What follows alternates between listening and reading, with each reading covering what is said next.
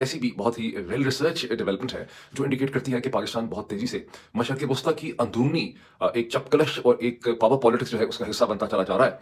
और मुत्तहिदा अरब इमारात के मोहम्मद बिन ज़ायद Al Nahyan जो 2 घंटे, पौने 2 घंटे के बाद इस्लामाबाद के एयरपोर्ट से, नूर खान एयरबेस के एयरपोर्ट से वापस चले गए। शायद उसकी वजह वो सऊदी स्ट्राइक्स थी, जो यमन के अंदर सदर्न ट्रांजिशनल काउंसिल के ऊपर सऊदी अरब ने उसी वक़्त की। और जब मोहम्मद बिन ज़ायद ने इस्लामाबाद के एयरपोर्ट के ऊपर लैंड किया, तो एक नई सूरत-ए-हाल पैदा हो चुकी थी, जिसे वो एड्रेस करना चाहते थे। अदरवाइज़ उनका जो विज़िट था पाकिस्तान का, वो पाकिस्तान की हुकूमत का कहना सही था कि वो 1 दिन का स्टेट विज़िट था। इस्लामाबाद के अंदर एक लोकल छुट्टी जो है स्कूलों, कॉलेजों वगैरह की हुई भी थी। होटल जो है उनके हिसाब से बुक किए हुए थे, तमाम तर ट्रैफ़िक रोकी हुई थी। और ना सिर्फ़ पाकिस्तान के अख़बारात को पाकिस्तान की जो ब्रीफिंग थी, बल्कि मशरिक़ वस्ता के जो बहुत से अख़बारात हैं, उनकी भी ब्रीफिंग यही थी कि शेख मोहम्मद बिन ज़ायद अल नहयान का जो पाकिस्तान का 1 दिन का स्टेट विज़िट था, उनका प्रेज़िडेंट बनने के बाद। लेकिन ये जो डेवलपमेंट है, इसकी तो मैं तफ़सीलात के ऊपर बाद में आता हूँ। पहले पाकिस्तान से हम बात का आगाज़ करते हैं, जहाँ सबसे पहले हम देख लें कि खैबर पख्तूनख्वा के चीफ़ मिनिस्टर जनाब सुहेल आफरीदी ने किस तरह से पंजाब, लाहौर की सियासत में एक हलचल उन्होंने मचा दी। और जो एक जमूद था, जो फरवरी 2024 के इलेक्शन हुए, उसके बाद से जो मसलसल एक जमूद था सियासत का, उसे उन्होंने तोड़ दिया। जब सैटरडे के दिन, हफ्ते के दिन आपने देखा कि बहुत बड़ी तादाद में लोगों ने लाहौर की सड़कों के ऊपर उनको वेलकम किया। वो जहाँ गए, जोक दर जोक जो है लोग सड़कों पर निकले और बहुत ही उन्होंने एक्साइटमेंट का मुज़ाहरा किया। सलमान अकबर रज़ा साहब भी बहुत ही खुश नज़र आ रहे थे। उन्होंने भी जगह-जगह छोटी-छोटी तकरीरें की। एक जगह उन्होंने तकरीर करते हुए, जो खुद मैंने ट्विटर पे देखे उनके उनके वर्ड्स, उन्होंने कहा कि सुहेल आफरीदी जो है, मैंने देखा है कि उन्होंने लोगों ने उनके अंदर इमरान खान की झलक देखी है, ग्लिम्प्स ऑफ इमरान खान इन सुहेल आफरीदी। सुहेल आफरीदी ने बड़े एहतियात से उनके ये जुमले सुने, क्योंकि सुहेल आफरीदी ने तो इसमें ये नोट करने वाली बात है कि उनको पूरी तरह से एहसास है कि उनको जो ये रिसेप्शन लाहौर के अंदर मिला है, और जो बहुत एक्साइटमेंट और जोश खरोश है, जो कहते हैं कि सियासत का जमूद टूट गया है, ये उनकी वजह से नहीं है, बल्कि लोग उन्हें उनके अंदर इमरान खान का एक मैसेंजर देख रहे हैं। इसलिए तकरीबन हर 10 मिनट के बाद सुहेल आफरीदी ने जहाँ कहीं बात की, उन्होंने इमरान खान का जिक्र किया। उन्होंने कहा, मेरा लीडर इमरान खान है, पाकिस्तान का लीडर इमरान खान है, मुझे इमरान खान की याद आ रही है। वो जहाँ गए, उन्होंने कहा अच्छा होता कि स्टेज के ऊपर इमरान खान भी होते। तो उनको पूरा एहसास है कि जो सारी एक्साइटमेंट है, उनकी ज़ाती शख्सियत की वजह से नहीं है, उनकी लीडरशिप नहीं है, ये इमरान खान का परतूब है, उनकी रिफ्लेक्शन है। अच्छा, अब इसमें देखें कि हफ्ते के दिन बहुत ही मसरूफ दिन सुहेल आफरीदी ने लाहौर के अंदर गुजारा, जिसका पिछले व्लॉग में भी मैंने जिक्र किया था कि लाहौर हाई कोर्ट वो पहुंचे 1 बजे के करीब। वहां पर उन्होंने वो जो फैमिलीज हैं 9 मई 2023 के, जो पाकिस्तान तहरीक इंसाफ के वर्कर्स हैं, तमाम लोग जिनको गिरफ्तार रखा हुआ है, उनकी फैमिलीज के साथ उन्होंने मुलाकात की, उनकी उन्होंने बातें सुनी। फिर उन्होंने Lahore high court bar association के वकला की एक वहां पर जो असेंबली थी, उससे भी उन्होंने बातचीत की। और फिर उसके बाद उन्होंने विजिट किए, बहुत से घरों के उन्होंने विजिट किए, जिसमें यास्मीन राशिद साहब के घर की मैंने डॉक्टर यास्मीन राशिद साहबा के घर की मैंने डिटेल्स नहीं देखी। अलबत्ता मियां महमूद रशीद साहब के घर को उन्होंने विजिट किया, शाह महमूद कुरैशी साहब के घर को उन्होंने विजिट किया। कहते हैं कि उमर सरफराज चीमा साहब के घर इसलिए नहीं जा सके कि वो कैंटोनमेंट के अंदर था, कैंटोनमेंट जाने की परमिशन नहीं मिली। खैबर पख्तूनख्वा के चीफ मिनिस्टर को जरा अंदाजा लगा इस चीज़ का। और मियां अजहर साहब के घर में वो गई, और बात है कि हमाद अजहर उनके रिसेप्शन में इतने कोई सामने नजर नहीं आए, जितना कि लोग एक्सपेक्ट करते थे कि हमाद अजहर साहब उसमें से नजर आएंगे। और आखिरी जो उनकी वीडियोस हैं उस दिन की, वो आज की हैं, संडे की हैं, वो हैं जब वो सनम जावेद और फलक जावेद के जो इन लॉज हैं, उनके घर में वो गए। उनका जो विजिट था ज़मान पाक का, उसकी बड़ी हिस्टोरिक सिग्निफिकेंस थी। शाम के वक्त सैटरडे को वहाँ पे पहुंचे, वहाँ बहुत जोश व खरोश था। लेकिन उसकी तारीखी अहमियत ये थी कि जब मार्च या अप्रैल 2023 में इमरान खान की ज़मान पाक की जो रेजिडेंस है, जो उनकी एंसेस्ट्रल रेजिडेंस है, उनके वालिद साहब के ज़माने की रेजिडेंस है, और जहाँ मोहतरमा अलीमा खान ने भी उनको वेलकम किया, तो उन्होंने बहुत तकरीरें भी की। लेकिन मार्च 2023 के अंदर जब इमरान खान के घर के ऊपर पंजाब की पुलिस ने और रेंजर्स ने हमला किया था, तो वहाँ जो एक घमसान की जंग हुई थी पाकिस्तान तहरीक इंसाफ के वर्कर्स के दरमियान में, जो डिफेंड कर रहे थे, आंसू गैस और डंडा सोटा सब कुछ था, उसमें उस वक्त सुहेल आफरीदी भी एक कारकुन की हैसियत से इमरान खान की घर का दिफा कर रहे थे। वहां पर एक बार फिर उन्होंने कहा कि कितना अच्छा होता कि मेरे साथ यहाँ पर इमरान खान होते।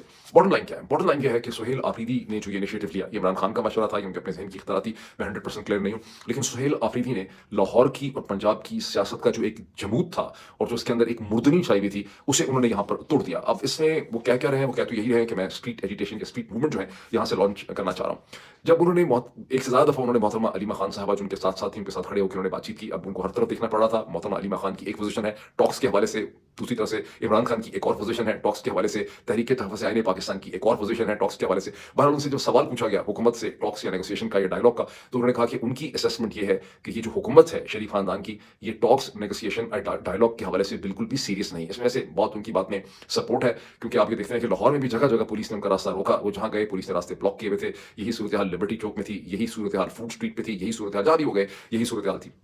फूड स्ट्रीट का सीन तो खैर बहुत ही इंटरेस्टिंग था कि जब उनके स्केड्यूल में था, जो स्केड्यूल और प्लान जो है वो पंजाब गवर्नमेंट के साथ शेयर किया गया था। लेकिन जब वो लाहौर की फूड स्ट्रीट पर पहुंचे, तो फूड स्ट्रीट सारी की सारी बंद थी, वहाँ लाइटें भी बंद थी, दुकानें भी बंद थी, वहाँ से बेचारे खाना खाए बगैर जो है वापस आ गए। तो उन्होंने कहा कि डायलॉग का जब उनसे सवाल पूछा गया, तो उन्होंने कहा कि डायलॉग में सीरियस तो नहीं लगते, मैंने आपके सामने एविडेंस भी रख दी है। तहम उन्होंने ये कहा, अच्छा, मोहतरमा अलीमा खान के साथ थी, जिनकी पहले ही स्टेटमेंट है कि जो स्टेज के ऊपर डायलॉग की बात करेगा हुकूमत से, क्योंकि इमरान खान ने कहा है कि प्रोटेस्ट होनी चाहिए, इसलिए वो पाकिस्तान तहरीक इंसाफ में से नहीं है।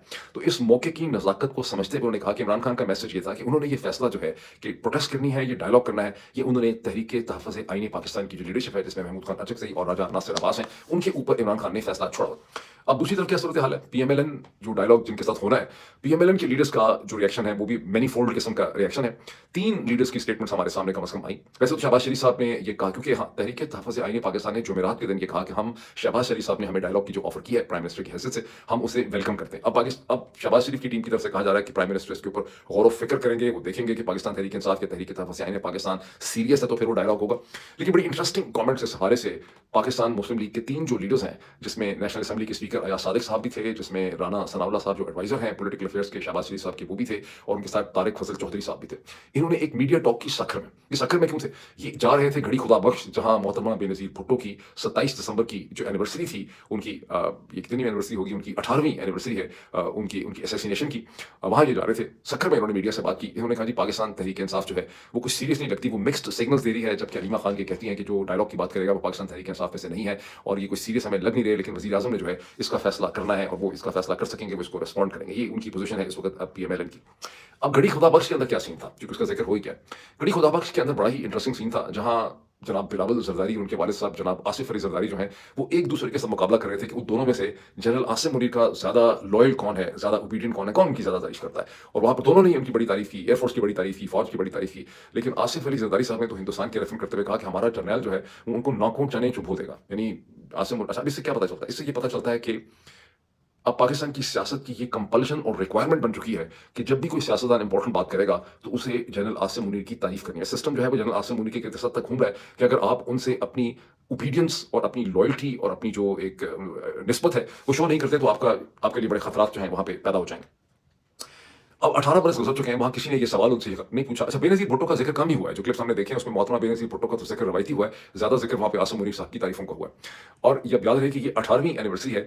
27 दिसंबर 2007 को लियाकत बाग से जब निकल रही थी मोहतरमा बेनज़ीर भुट्टो, तो उनके ऊपर ये कातलाना हमला हुआ जिससे वो जाँ बाग हुए। और आसिफ अली जरदारी साहब ने उसके चंद दिन के बाद जब वो प्रेसिडेंट बन गए पाकिस्तान के, तो उन्होंने एक यूनाइटेड नेशन का कमीशन बैठाया मोहतरमा बेनज़ीर भुट्टो की डेथ की इन्वेस्टिगेशन करने के लिए, इंक्वायरी। उन्होंने एक फोरेंसिक पुलिस का हाईली कॉम्पिटेंट बोर्ड नहीं बैठाया और इंक्वायरी सेटअप नहीं की, जिसकी वजह से कई महीने जो है उसी में ज़ाया हो गए। और वो जो कमीशन था उसके लिए पाकिस्तान की हुकूमत को $5 मिलियन का बजट भी उन्होंने कायम किया। उस स्टेज में उनकी बड़ी मशहूर स्टेटमेंट है कि मुझे अच्छी तरह से पता है कि मेरे कातिल कौन है, और उस वक्त उनका इशारा पाकिस्तान की मिलिट्री स्टैब्लिशमेंट की तरफ था। लेकिन आज 18 बरस के बाद वो मिलिट्री स्टैब्लिशमेंट की मुसलसल वहां पे तारीफें करते हुए जो है वो पाए गए। किसी ने उनसे नहीं पूछा कि 18 बरस में सिंध में तो मुसलसल आप प्रेसिडेंट बन गए, आपकी फेडरल गवर्नमेंट की हुकूमत थी, आप हुकूमत के ताकतवर तरीन अशखास में रहे, और सिंध में तो 2008 से मुसलसल पाकिस्तान पीपल्स पार्टी की हुकूमत है, बाप भी, बेटा भी, हस्बैंड भी, सब। लेकिन मोहतरमा बेनज़ीर भुट्टो के कातलों का नहीं पता चल सका आज तक। ये मिस्ट्री कि उन्हें किसने मारा, इस साजिश में कौन इन्वॉल्व थे, वो उस वक्त वो जो जिनको पकड़ा ज़ाहिर उनके पीछे कौन था, आज तक इसका कोई तसल्ली जवाब जो है वो नहीं मिल सका। अब मूविंग फॉरवर्ड टू आदिल राजा। आदिल राजा के घर पे जो हमला हुआ लंदन के सबर्ब्स में, जिसका उन्होंने ट्वीट भी किया, उसकी वीडियो भी की, उसका जिक्र मैं भी कर चुका हूं पिछले वीलॉग में, उसके 24-26 घंटे के अंदर अंदर पाकिस्तान की हुकूमत ने एक नया काम किया। वो उन्होंने ये किया कि कैबिनेट से एक सर्कुलर के जरिए इतनी जल्दी इमरजेंसी में आदिल राजा के लिए का नाम उन्होंने 4th स्केड्यूल में डाला है। एक दहशतगर्द की हैसियत से इनको एक प्रोस्क्राइब्ड पर्सन जो है वो करार दे दिया। कहते हैं जो स्केड्यूल्स हैं, स्केड्यूल 1, 2, 3, 4, उसमें से 4 सबसे कमजोर होता है। 1, 2, 3 के लिए जो लेवल ऑफ एविडेंस चाहिए दहशतगर्दी की, वो आदिल राजा के खिलाफ हुकूमत मैन्युफैक्चर नहीं कर सकती, क्योंकि आदिल राजा ने ना तो कोई बंदूक उठाई है, ना बम फाड़ा है, ना किसी दहशतगर्द तंजीम से उनका ताल्लुक है। उनके ऊपर चार्ज यह है कि वो ऑनलाइन अपने यूट्यूब के जरिए, ट्विटर के जरिए दहशतगर्दी कर रहे हैं और टेररिज्म पैदा कर रहे हैं, टेररिज्म पे उकसा रहे हैं पाकिस्तान के अंदर। इस किस्म के चार्जेस लगाकर उनका नाम 4th स्केड्यूल में डाल दिया गया। अब 4th स्केड्यूल, जैसे मैंने कहा कि 1st, 2nd, 3rd स्केड्यूल के मुकाबले में निस्बतन कमजोर होता है। तो फिर इसमें होता क्या है, बहुत से लोग हैं पाकिस्तान में जो मुख्तलिफ मजहबी जमातों से जिनका ताल्लुक है, कभी टीएलपी से, कभी किसी और से, उनके नाम अक्सर 4th स्केड्यूल में रहते हैं। 4th स्केड्यूल में जो लोग होते हैं उनको एक शहर छोड़ते हुए दूसरे शहर जाते हुए वो नेसेसरली गिरफ्तार नहीं होते, वो गिरफ्तार भी होते रहते हैं। लेकिन 4th स्केड्यूल में होने का मतलब है कि उनका नाम पुलिस के रिकॉर्ड्स में होता है। जब वो एक शहर से, एक कस्बे से दूसरे कस्बे जाएंगे तो उनको पुलिस रिपोर्टिंग करनी पड़ती है। उनके पास ट्रैवल डॉक्यूमेंट्स, पासपोर्ट वगैरह नहीं होते, उनके बैंक अकाउंट्स कॉन्फिस्केट कर लिए जाते हैं, उनके एनआईसी वगैरह जो है वो खतरे में होते हैं। अब ये इन्होंने क्यों डाला है इनका नाम इतनी अर्जेंसी के अंदर, जो इसमें बज़ाहिरन हमें समझ आ रही है डिस्कस करने के बाद कि यहाँ पर जो एक्सट्रेडिशन की रिक्वेस्ट डाली गई है बरतानिया में 2 या 3 दिसंबर को, उसको स्ट्रेंथन करने के लिए इन्हें बरतानिया के अंदर से या तो इनके वकला ने या बरतानिया की हुकूमत के किसी हिस्से ने इनको एडवाइस किया कि अगर आप उनको दहशतगर्द की एक लिस्ट में डालते हैं, उनको कानूनी तौर पर कहते हैं कि ये दहशतगर्द हैं, तो आपका केस जो है वो बहुत मजबूत हो जाए। लेकिन 4th स्केड्यूल में पाकिस्तान की हुकूमत ने आदिल राजा को डाला है, ये किसी अदालत ने नहीं डाला। वैसे तो कैबिनेट के फैसले के बाद हुक्म दिया गया है कि 7 दिनों के अंदर अंदर रिपोर्ट दी जाए कि इस पर क्या अमल दरामद होगा। तो क्या आप किसी अदालत से भी उसको पाकिस्तान ने करवाएंगे, कंफर्म करवाएंगे, उसको मजीद स्ट्रेंथन करेंगे फाइल को ब्रिटिश गवर्नमेंट को प्रेजेंट करने से पहले, ये एक देखने वाला सवाल है। लेकिन इसको बहुत इंपॉर्टेंट ये फर्क है कि ये पाकिस्तान की हुकूमत का एग्जीक्यूटिव एडमिनिस्ट्रेटिव डिसीजन है, ये किसी अदालत की, हाई कोर्ट की, या किसी अदालत की, या सुप्रीम कोर्ट की जजमेंट नहीं है। लेकिन आगे क्या होगा, आगे अगर ये बरतानिया में, अच्छा बरतानिया अब चैलेंजेस इसके रास्ते में बहुत से हैं, इसमें कोई शक नहीं है कि पूरा जोर तो लगाया जा रहा है आदिल राजा के ऊपर, और आदिल राजा को एक एग्जांपल बनाया जा रहा है बाकी तमाम लोगों के लिए। लेकिन इससे पहला चैलेंज तो यह है कि बरतानिया और पाकिस्तान के दरमियान कोई फॉर्मल एक्सट्रेडिशन ट्रीटी एग्जिस्ट नहीं करती। उसका हल यह है कि वन ऑफ एक्सट्रेडिशन हो सकती है, बिकॉज बरतानिया का एक एक्सट्रेडिशन एक्ट है 2003 का, उसके अंदर मेमोरेंडम ऑफ अंडरस्टैंडिंग्स के तहत वन ऑफ हो सकती है। चंद दिन पहले ड्रॉप साइड की एक स्टोरी थी कि गवर्नमेंट ऑफ पाकिस्तान ये कह रही है बरतानिया को कि जो ग्रूमिंग सेक्स स्कैंडल के लोगों को एक बरतानिया की कोर्ट ने डीनेचुरलाइज करने की कोशिश की है, उनसे उनकी नेशनलिटी छीन ली है, वो ऐसे मान नहीं रहे, तो हम उनको ले सकते हैं इन रिटर्न आप बैरिस्टर शहजाद अकबर को और आदिल राजा को हमारे हवाले कर दें। लेकिन इसके रास्ते में और भी बहुत सी रुकावटें हैं। मसला इनेविटेबली अगर बरतानिया की हुकूमत ऐसा फैसला कर भी लेती है तो इसे एक बरतानवी ब्रिटिश जज के सामने जाना होगा, और वहां कम से कम 3 किस्म के टेस्ट जो हैं वो जज को as per the law establish करने होंगे।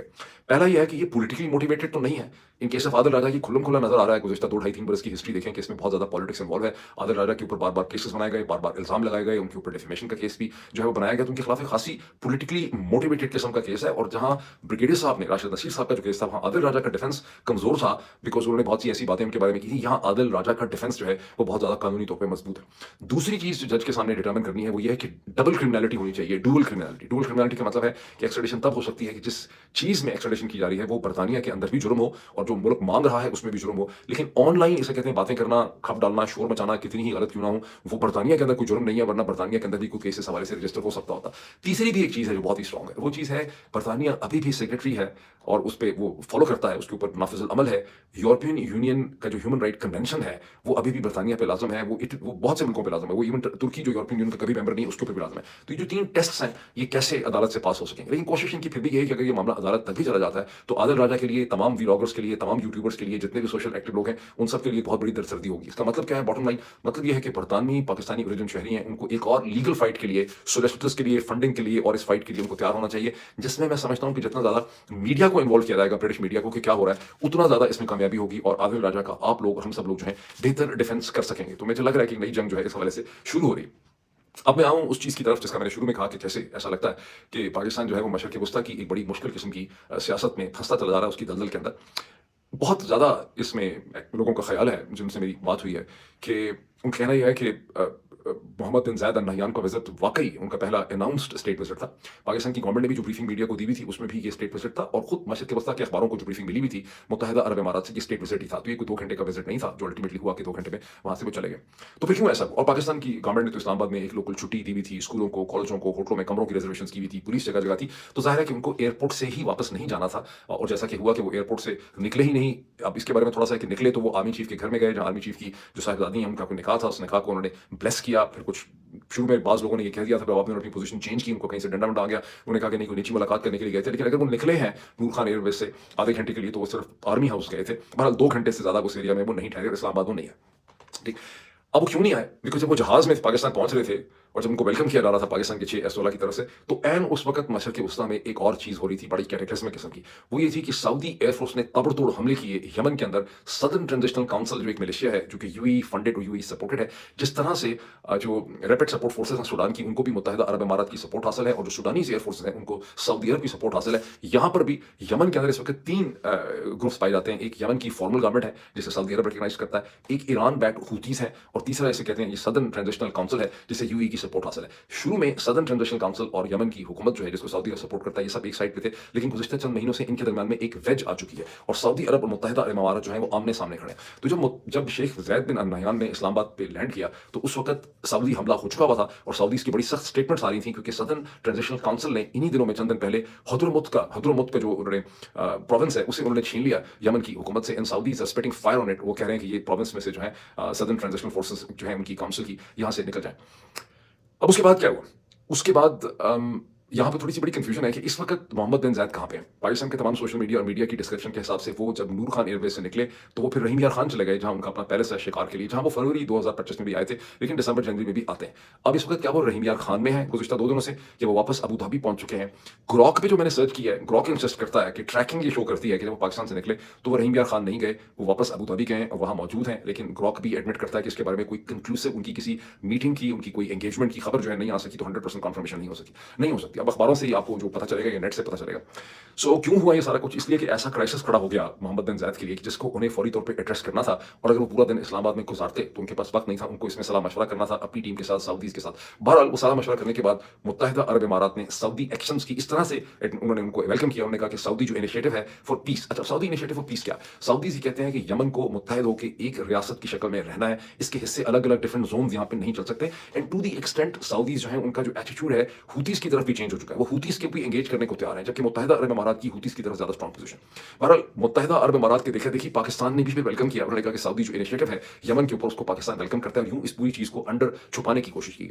मैंने इस पे खासी रिसर्च किया। समझें कि इस व्लॉग से पहले मैंने कई घंटे इसी चीज़ पे लगाए हैं, गुज़िश्ता कल से मैं इसको देख रहा हूँ। 2021 के बाद से सऊदी अरब और मुत्तहिदा इमारात के दरमियान में मसलसल एक वेज है, डिफरेंसेस उनके बढ़ते चले जा रहे हैं। ये और पहले इसको ध्यान में रखिए कि 2015 में जब मोहम्मद बिन सलमान एक यंग 29 ईयर ओल्ड मिनिस्टर की हैसियत से वो इमर्ज उन्होंने किया शाह अब्दुल्ला की वफात के बाद, रहलत के बाद, तो MBZ ने, मोहम्मद बिन ज़ायद ने अपना तमाम वजन MBS के पीछे फेंका और कहते हैं कि MBS को जो राइज मिला है 2015 और 2018 के दरमियान में, वो उसमें MBZ का इन्फ्लुएंस और लॉबिंग जो है अरब वर्ल्ड के अंदर वो बड़ी शामिल है। लेकिन उसके बाद से दोनों के दरमियान एक कॉम्पिटिशन भी है और दोनों का वर्ल्ड व्यू जो है वो बड़ा डिफरेंट है। MBS ज़्यादा कंजर्वेटिव है। अच्छा, MBS की आप उम्र 39 वर्ष या 40 वर्ष है, वो बहुत ही यंग हैं, बहुत जोशीले हैं, दोनों बहुत इंटेलिजेंट समझे जाते हैं, बहुत डिसाइसिव समझे जाते हैं। लेकिन मोहम्मद बिन ज़ायद जो हैं वो अब, अगर 2015 में 54 बरस के थे तो अब वो तकरीबन 63 या 64 बरस के हैं। वो ठंडे मिजाज के हैं, उनकी वो प्रोफाइल अपनी कम रखते हैं, वो धीमे हैं, और लेकिन वो भी बड़े इन्फ्लुएंशियल हैं।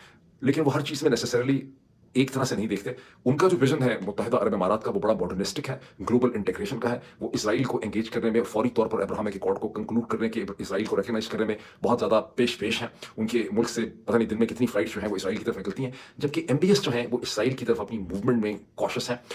डिफरेंसेस और भी बहुत हैं, वर्ल्ड व्यू का भी डिफरेंस है।